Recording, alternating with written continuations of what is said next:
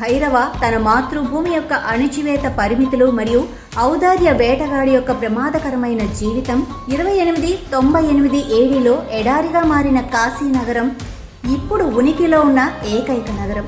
ఇది క్లిష్టమైన అని పిలువబడే నగరం. పైన ఉన్న చతురస్రాకారపు ఆధారం మెగా స్ట్రక్చర్ నుండి నిరంకుశ శ్రేష్టమైన సుప్రీం యాస్కిన్ పాలించబడుతుంది. భారతీయ పురాణాలు మరియు డిస్టోపియన్ సమాజం నేపథ్యానికి వ్యతిరేకంగా ఈ కథ 3102 బీసీ సంవత్సరంలో మహాభారతం యొక్క సంఘటనలు కలియుగ ప్రారంభంలో 2898 ఏడీ వరకు సహస్రాబ్దాల ప్రయాణాన్ని వివరిస్తుంది. హిందూ దేవత విష్ణువు యొక్క 10వ మరియు చివరి అవతారమైన కల్కి యొక్క సమస్యాత్మక వ్యక్తి చుట్టూ తిరుగుతుంది.